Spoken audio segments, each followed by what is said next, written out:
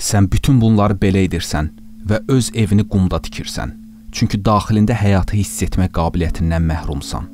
Çünki uşaqlarındakı sevgini doğulmamışdan əvvəl yerindəcə öldürürsən. Heç bir canlı ifadəyə, heç bir azad, təbii davranışa xoş münasibət göstərməzsən. Çünki təbiiliyə dözə bilmirsən. Dözə bilmədiyinə görə də qorxur və belə soruşursan. Cənab Jones buna nə deyər? Hakim Smith nə deyər görəsən? Qaça-qaça mənim yanıma gəlir, mənim yaxşı, dəyərli, böyük həkimim deyirsən. İndi mən nə edim? Evim dağılır, külək içəri dolur, uşağım və arvadım xəstədir, mən də xəstəyəm, nə edəcəm? Cavabım belədir. Evini qayaların üstünə oturdu. Qaya deyərkən nəzərdə tutduğum budur. Qaya sənin daxilində olan, amma öldürdüyün öz təbiiliyindir. Uşağının bədəninin sevgisi, arvadının arzuladığı sevgi, 16 yaşındaykən qurduğun həyat arzularıdır. İllüziyalarını aparat, yerinə həqiqətin bir parçasını qoy. Öz siyasətçilərini və diplomatlarını paketlə getsin. Qonşularını unut, daxilindən gələn şeyi dinlə. Qonşun da bundan razı qalacaq. Bütün dünyadakı işçilərə, bütün həmkarlarına ancaq həyat üçün işləməyə qərar verdiyini, artıq ölüm üçün işləməyəcəyini bildir. Cəlladlarının ipinə sarı qaçıb edam edilməyə əvəzinə, insan həyatının və yaxşı şeylərin qorunması üçün bir qanun yarat. Belə bir qanun evinin bünövrəsi olan qayanın bir parçası olacaq. Kiçik uşaqlarının sevgisini şəhvət düşkünü, şorgöz qadın və kişilərdən qoru. Dedikoduların qarşısını al və onu hər kəsə tanıt. Ya da sevgiyə ehtiyacı olan yetişkinlər məktəbinə yox, bir islah olunma məktəbinə göndər. İş sahəsində yüksək vəzifəyə gəldinsə, artıq səni istismar edəni ondan daha çox istismar etmək yarışına girmə. Üstündəki kostyumu, başındakı silindiri çıxar at bir kənara. Arvadını qucaqlamaq üçün heç kimdən lisenziya istəmə. Başqa ölkələrdəki insanlarla münasibət qur, çünki onlar da pis və yaxşı tərəfləri ilə sənə oxşayırlar. Qoy uşağın təbiətin ya da Tanrının yaratdığı kimi böyüsün. Təbiəti düzəltməyə çalışma. Bunun əvəzinə onu anlamağa və qorumağa cəhd et. Boks döyüşü əvəzinə kitabxanaya, əyləncə mərkəzi Coney Island'a getməkdənsə, xarici ölkələrə get və ən əsası doğru düşün.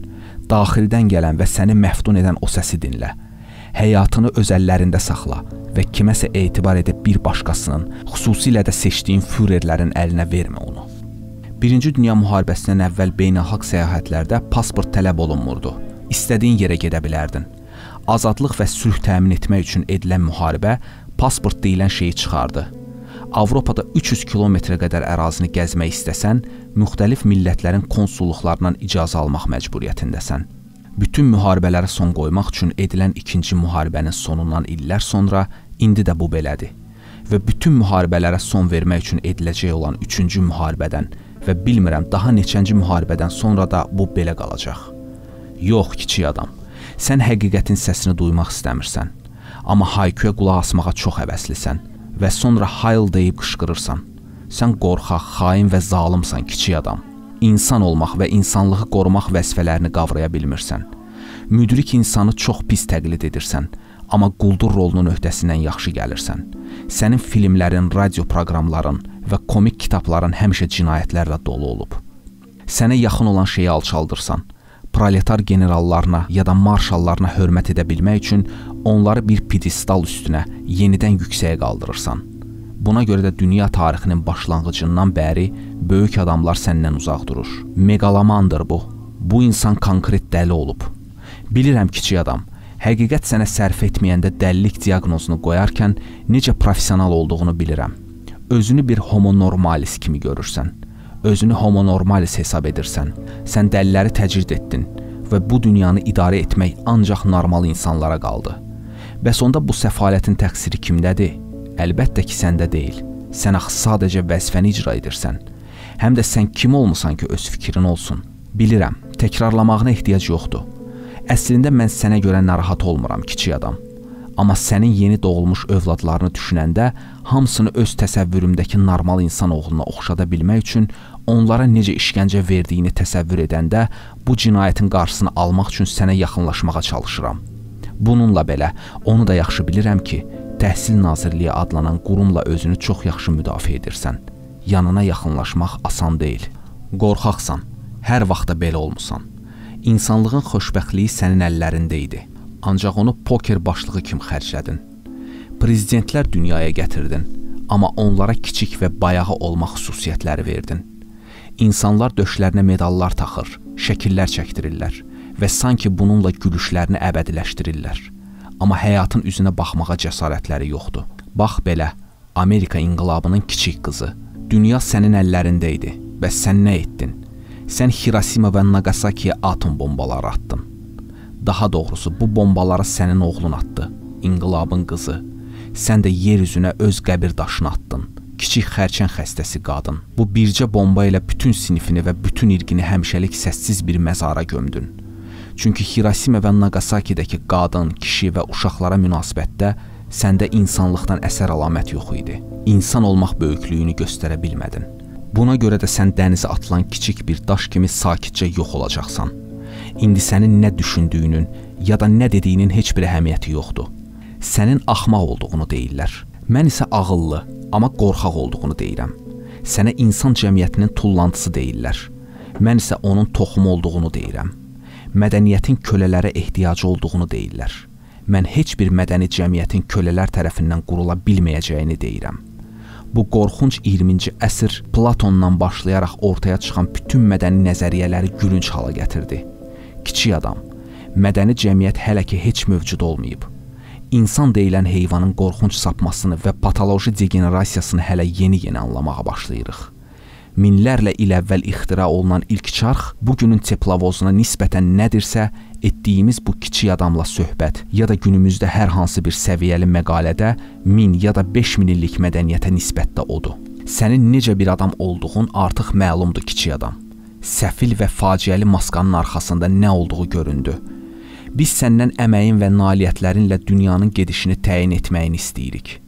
Biz bir tiranı taxtdan salıb, əvəzinə daha pisini hakimiyyətə gətirməyini istəmirik. Başqalarından həyatın qanunlarına tabe olmasını istədiyin kimi, artıq sənin də həmişəkindən daha ciddi bir şəkildə həyatın qanunlarına tabe olmağını istəməyə başlayırlar. Başqalarında tənqid etdiyin şeyləri etməməyin və özünü bu tənqidlərə görə təkmilləşdirməyini istəyirik. Necə böyük bir qeybətçil olduğunu, acgözlülüyünü, məsuliyyətsizliyini, qısası bu gözəl dünyanı murdar edən əsas xəstəliyini artıq hər kəs bilir.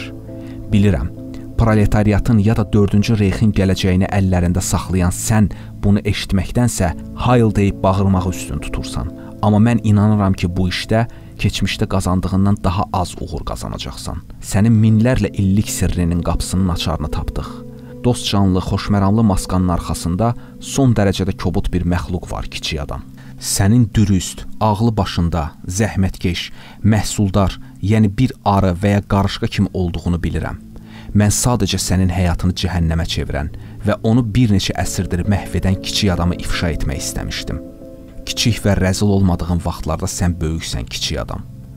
Bax, bu böyüklük sənin yeganə ümidindir və sənin xilasın ancaq bu böyüklüyündədir. Sən öz sənətinlə məşğul olanda taxta oymaqdan, binalar tikməkdən, rəsm çəkməkdən, tarlanı becərməkdən ruhlananda bu işləri sevərək görəndə çox böyük olursan, kiçik adam.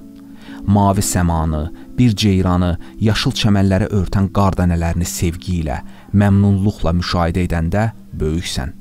Musiqidən, rəqsdən zövq alarkən, uşaqlarının böyüməyini xoş nəzərlərlə müşahidə edərkən, qadının və ya kişinin gözəl bədənindən həzz alarkən sən böyüksən. Günəş və planetlər sisteminin hərəkətlərini müşahidə edərkən, səmada baş verənləri öyrənmək istəyəndə və ya kitabxanaya gedib başqa insanların həyat haqqında nələr düşündüyünü oxumaq istəyəndə böyüksən. Bir baba kimi sənin dizinin üstündə oturan nəvənə çox qədim zamanlarda baş verənləri nağıl edəndə və qeyri-müəyyən bir gələcəyə onun uşaq sayağı marağı və inamı ilə baxanda böyüksən. Bir ana kimi körpənə layla çalanda, göz yaşlarınla və qəlbindən gələn bütün səmimiyyətinlə onun gələcəkdə xoşbəxt olmağını arzulayanda və sonra özün saat-ba-saat, ilbəil onun gələcəyini quranda böyüksən. Diktatorlar, zalimlar, xainlər, zəhər saçanlar, zibilliklərdə törəyən qurtlar və kaftarlar bir uzaq görən müdriyin qədim zamanlarda bildirdiyi bu alın yazısından qaça bilməyəcəklər. Müqəddəs sözlərin toxumunu əkdim yer üzünə. Çox keçmədən pisliklər silinəcək, döyüşçülər öləcək, daşlar torpaq olacaq. Adlı sanlı krallar quru payız yarpaqları kimi havaya sovrulacaq. Hər daşqından çıxan minlərlə Nuh gəmisi mənim bu sözlərimi çatdıracaq. Əkilən toxumlar bəhrə verəcək. Bəhrə verəcək.